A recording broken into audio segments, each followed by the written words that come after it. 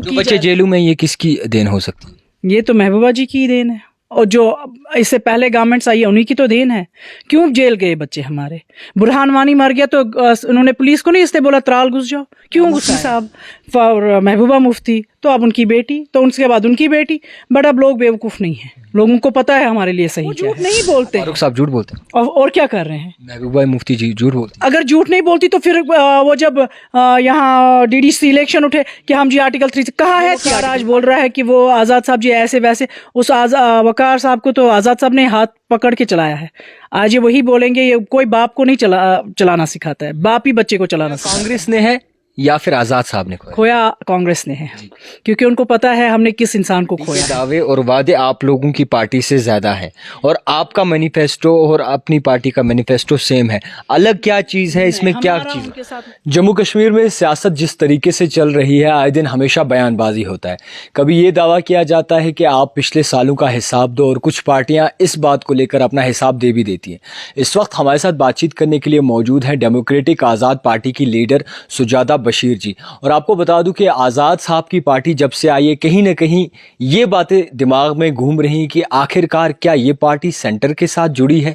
क्या ये पार्टी ई टीम या बी टीम या सी टीम हो सकती है? इस पे भी लोग सोचो विचार कर रहे हैं। और मजीद हम समझने की कोशिश करेंगे कि आखिरकार किस तरीके से जो निज़ाम चल रहा है वो किस तरीके से देखते हैं इन्हें। और इसी के साथ साथ अगर नज़दीक जो इलेक्शंस आने वाले हैं, इसमें क्या लोग बाकायदा तौर पर आज़ाद साहब की पार्टी के साथ खड़े हैं। सबसे पहले आपका बहुत शुक्रिया वक्त देने के लिए। अस्सलाम वालेकुम एंड थैंक्स अ लॉट। आप लोगों का क्या आप आगे सीधा सवाल रहेगा सुजाता दी, ये बयानबाजी होती है कि सबसे पहले अपनी पार्टी पे दावा था कि वो ए टीम है, बी टीम है, और बाकी मजीद जो भी पार्टियां नहीं आती हैं 370 के बाद, तो उन पे ये इल्ज़ामात आयद किए जाते हैं। अब आज़ाद साहब की पार्टी, हालांकि आज़ाद साहब की पार्टी जब से आई है उन पे ये बाकायदा तौर पर कहा जा रहा है कि ये भी बी टीम या फिर ए टीम हो सकती है, और कांग्रेस के लीडर खुद कहते हैं कि ये सेंटर के इशारों पर नाच रहे हैं। क्या कहेंगे आप? ऐसा कुछ भी नहीं है। हम लोग तो पहले ही क्लियर किए हैं, अगर हम लोग को गवर्नमेंट हमारी बनती भी है, अगर हमारे पास वोट्स भी कम होंगे तो हम लोग बीजेपी के साथ हाथ नहीं मिलाएंगे, कोई कोalition नहीं होगी। तो बी टीम ए टीम का तो सवाल ही नहीं बनता है। तो जब हम ही बोल रहे नहीं हमें बीजेपी के साथ कोई करना ही नहीं है, कोई रिलेशन है ही नहीं, तो कहाँ से टीम आ गई फिर बी टीम? बाकी कांग्रेस का तो काम ही है बोलना। अब उनको है ही नहीं, कोई क्वेश्चन ही नहीं है, उनको पता है कि उन्होंने क्या किया है, तो वो तो बोलेंगे कि आज़ाद साहब बी टीम है, ए टीम है। बट सारे कश्मीर को क्या, सब बच्चे जम्मू कश्मीर को पता है कि आज़ाद साहब कैसे इंसान है।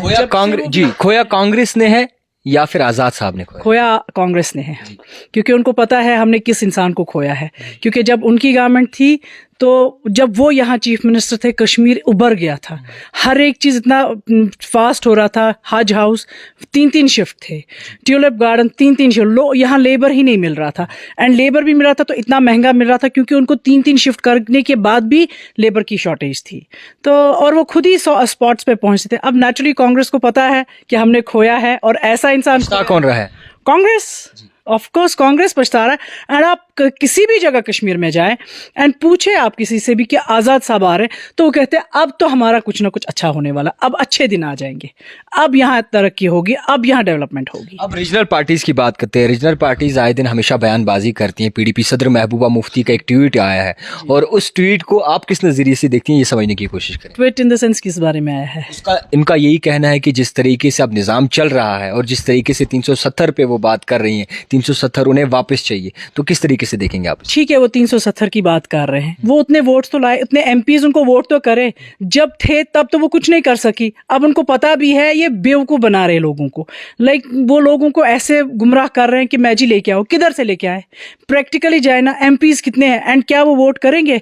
लोकसभा राज्यसभा क्या वो वोट करेंगे? इसके लिए लोगों को बेवकूफ़ ना बनाए। लोगों को पता है वो बेवकूफ़ बना रही है। एंड जब वो थी यहाँ गवर्नमेंट में तब वो कुछ भी नहीं कर सकी। तब वो जाके आरएसएस के साथ मीटिंगें करती थी, एंड लोग जब उसकी गवर्नमेंट नहीं थी तब वो लोगों को यहाँ बेवकूफ़ बना रही थी कि अगर आप बीजेपी को वोट डालेंगे तो नागपुर से सीएम होगा। आज वो नहीं हुआ नागपुर से सीएम। जब वो गवर्नमेंट बनाई तब नहीं नागपुर से सीएम आ गया, तब उसको अपनी कुर्सी पकड़नी थी। बेवकूफ़ बना रही है लोगों को और कुछ नहीं। बस वो लोगों को पता है वो क्या कर रही है। पीडीपी सदर महबूबा मुफ्ती की डॉटर जो हैं वो भी कहीं ना कहीं अपने बयानों से मानी जाती हैं, तो इल्तिजा मुफ्ती भी कहीं बयान सामने आ रहे हैं। तो क्या लगता है ये सियासत किस तरीके से चला रहे हैं और किस तरीके से ये निज़ाम चल रहा है? ये फैमिली बिजनेस हो गया ना। पहले मुफ्ती साहब और महबूबा मुफ्ती, तो अब उनकी बेटी, तो उसके बाद उनकी बेटी। बट अब लोग बेवकूफ़ नहीं हैं, लोगों को पता है हमारे लिए सही क्या है। अब ये एक फैमिली टू फैमिली नहीं चलने होगा। और जब करना है, आप एक सियासत कर रहे हैं ना कि फैमिली बिजनेस चला रहे, फैमिली थोड़ी लाए आगे। कल को आज़ाद साहब, आपने देखा कि आज़ाद साहब का बच्चा या कोई भी उसकी फैमिली से आया है पॉलिटिक्स में? नहीं करें ऐसा, लोगों के साथ बेवकूफ़ी नहीं करें, लोग बेवकूफ़ ना बनना। तो जिस तरीके से रीजनल पार्टीज दावा करती हैं 370 की, क्या लगता है ये लोगों को वर्गला रही हैं? ऑफ कोर्स लोगों को बेवकूफ़ बना रही हैं। आप ही मुझे बताएं ना, कहाँ से ला सकते हैं? आपको इतने एमपीज चाहिए जो हमारे कश्मीर को वापस 370 आर्टिकल 370 लाने के लिए वोट करें। क्या करेंगे?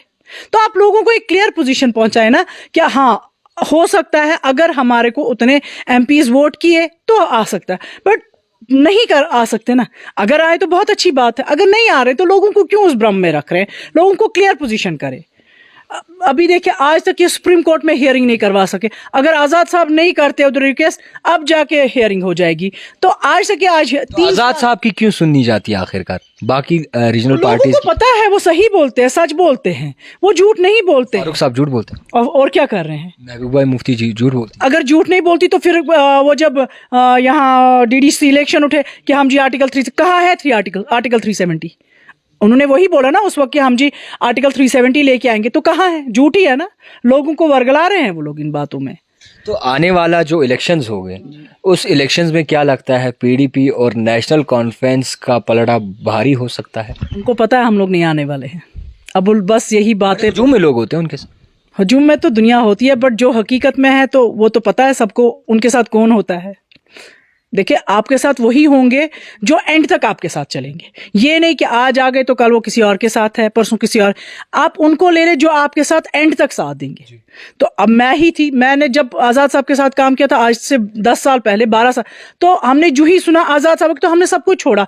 ये भी नहीं देखा हम लोगों को क्या होने वाला है, पता नहीं क्या आगे होगा, कुछ भी नहीं सोचा, क्योंकि हमें पता है ये बंदा एक डेवलपमेंट चाहता है, लोगों की बेहबूदी के लिए आ रहे हैं। देखिए, आपसे सवाल रहेगा, डेवलपमेंट हर एक पार्टी अपनी हिसाब से करती है, और जैसे कि आज़ाद साहब की पार्टी की, यानी कि आपकी पार्टी का सवाल है, आप कहते हैं डेवलपमेंट होगी, हर एक चीज़ पे नज़र गुजर किया जाएगा। ये तो पार्टी का मुद्दा मंशूर होता है कि सबसे पहले ये चीज़ें फराहम हो। अलग क्या है आपकी पार्टी में? अलग देखिए, यहाँ लोगों को आज तक यही बोला गया जी हम लोग डेवलप करेंगे। डेवलप इन द सेंस, यहाँ बच्चे जेलों में हैं, क्यों हैं? उन पे तो जाइए, उनको देखिए क्यों जेलों में है। कहीं ऐसा तो नहीं है वो गलत है? उनकी काउंसलिंग तो की बच्चे जेलों में, ये किसकी देन हो सकती है? ये तो महबूबा जी की देन है, और जो इससे पहले गवर्नमेंट्स आई है उन्हीं की तो देन है। क्यों जेल गए बच्चे हमारे? बुरहान वानी मर गया तो उन्होंने पुलिस को नहीं इसलिए बोला त्राल घुस जाओ, क्यों घुसाया?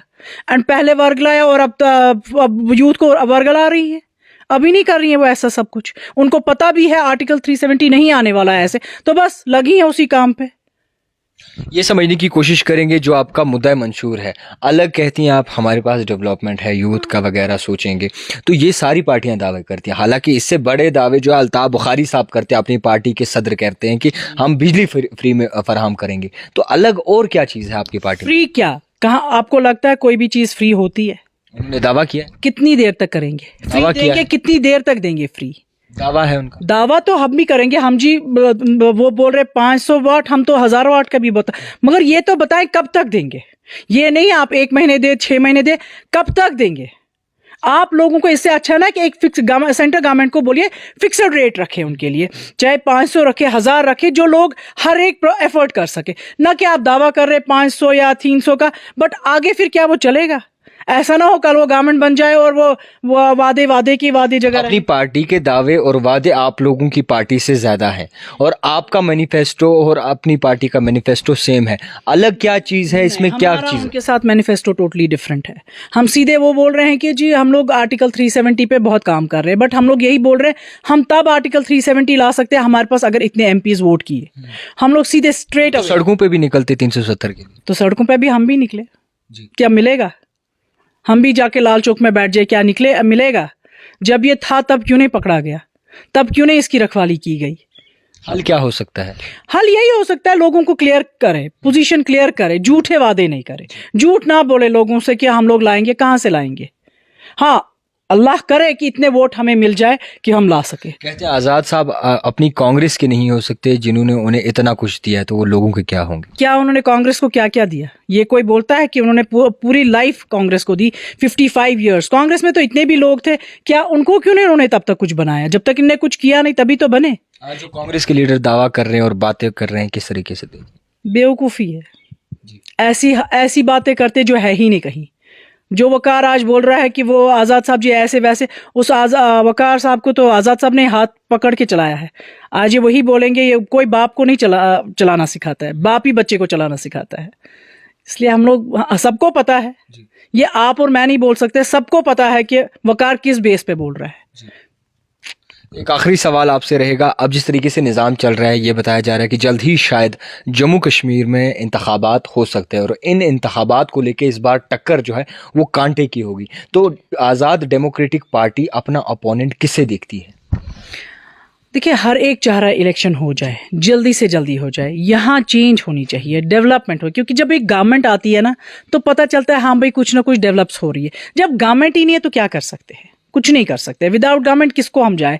या कोई भी मिनिस्टर होता है उसको डायरेक्टली उस डिपार्टमेंट के मिनिस्टर को जाते, जब है ही नहीं हम डिपार्टमेंट्स में जाते, पेंडिंग है केसेस, फाइल्स ऐसे पेंडिंग है, हम बोलते भी है तो कोई बात ही नहीं कर रहा है। आज़ाद डेमोक्रेटिक पार्टी की टक्कर किस पार्टी से मजबूत हो सकती है? हम इलेक्शन किसी को टक्कर नहीं देना चाह रहे, हम लोग आए हैं लोगों के लिए आए हैं, एंड वक्त ही फैसला करेगा हम लोग टक्कर देने आए हैं कि हम लोगों के साथ साथ मिलकर आए हैं, चलाने आए हैं। खैर, जिस तरीके से निज़ाम चल रहा है, पहले ही आपसे कह चुका हूं कि बाकायदा तौर पर नज़रो साज करने वाला है और जम्मू कश्मीर में इस बार जो इंतखाबात होंगे, भाजपा सरकार का दावा है आपकी बार 50 के पार, और कई तरह रीजनल पार्टीज़ का ये कहना है कि इस बार भाजपा का पत्ता साफ होगा। देखने वाली ये बात है कि आज़ाद साहब की पार्टी किस तरीके से निखर कर सामने आएगी और किस तरीके से जो है बाकायदा तौर पर लोगों के साथ शाना बशाना चलेगी। देखते रहिए the type writer Javed Khan के साथ।